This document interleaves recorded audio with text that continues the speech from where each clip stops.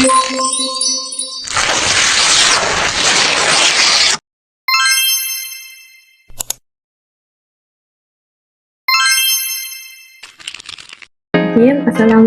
warahmatullahi wabarakatuh. Baiklah, Bapak dosen dan teman-teman sekalian, perkenalkan nama saya Suharati Intan di 01045067 dari Prodi Pendidikan Geografi. Di sini saya akan memenuhi tugas mata kuliah saya, yaitu mata kuliah Geografi Tanah. Di sini saya juga akan membahas tentang komposisi tanah. Komposisi tanah merupakan komponen penyusun tanah di mana tanah berkembang dari bahan induk yang berasal dari batuan induk dan bahan organik yang berasal dari makhluk hidup di sekitarnya. Keberadaan air dalam tanah mendapati perpadi tanah sehingga berguna untuk melakukan unsur hara dalam tanah, membantu proses pelapukan bahan induk menjadi tanah. Sedangkan kandungan udara yang terdapat di dalam tanah memungkinkan mikroorganisme tanah dapat hidup. Kemudian bahan-bahan tersebut dibentuk bagian padat tanah. Oleh karena itu, kandungan mineral, organik, air, dan udara berperan penting dalam penyusun tanah.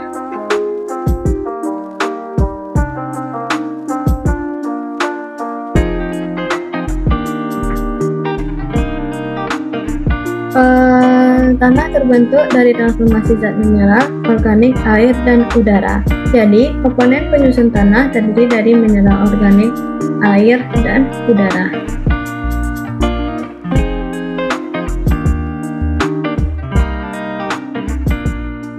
Ada 5 hal penting dalam komposisi tanah, yaitu ada air, udara tanah, kehidupan zat renik, bahan organik dari sisa tumbuhan dan binatang beserta kotorannya, partikel mineral berupa bahan anorganik hasil perombakan bahan batuan maupun bahan di permukaan bumi.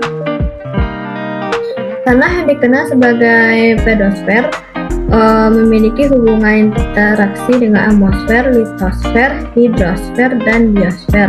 Maka dari itu, tanah mengandung berbagai macam komponen dari keempatnya. Udara tanah didapatkan dari atmosfer, yaitu CO2, karbon dioksida, O2,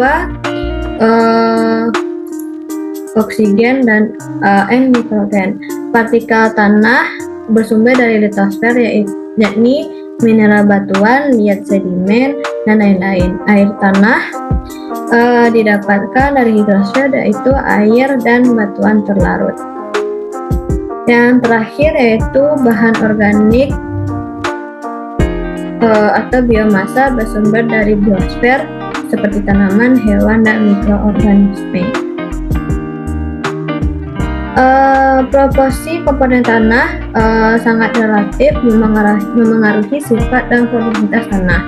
Komponen penyusun tersebut bercampur bersama pola yang rumit dan proporsi volumetrik tertentu. Secara umum, tanah dianggap sebagai bahan yang padat secara keseluruhan, namun sebenarnya tanah tersusun dari separuh padatan berupa mineral dan bahan organik, dan separuh lainnya merupakan ruang pori berisikan air dan udara.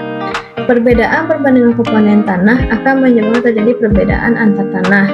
Perbedaan inilah yang membuat tanah terbagi jadi beberapa jenis.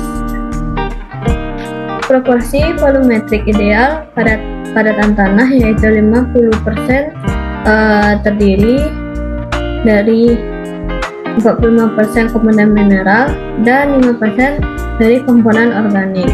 Meski volume komponen organik hanya 5%, tetapi komponen tersebut berpengaruh besar terhadap sifat tanah. Untuk kelembapan optimum bagi tumbuhan, proporsi volumetrik ideal pada ruang pori adalah 50%, terdiri dari 25% komponen air dan 25% udara. Ruang pori juga memiliki fungsi yang sama pentingnya dengan padatan tanah. Air dan udara dalam tanah bersifat dinamis sehingga perbandingannya menentukan keserasian pertumbuhan tanaman. Selain itu, air dan udara juga dapat bersirkulasi. Hal ini membawa manfaat bagi akar tumbuhan dan jasa renik agar dapat hidup dengan baik. Jika proporsi komponen padatan lebih dari 50%, maka kompasi tanah akan terjadi dan menyebabkan pertumbuhan akar tanaman terganggu.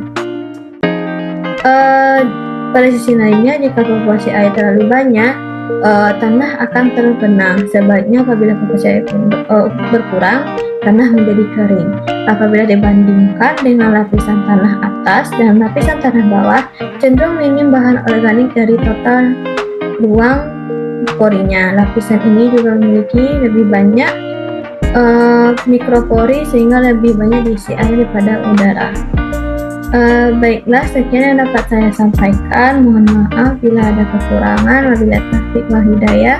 Wassalamualaikum warahmatullahi wabarakatuh.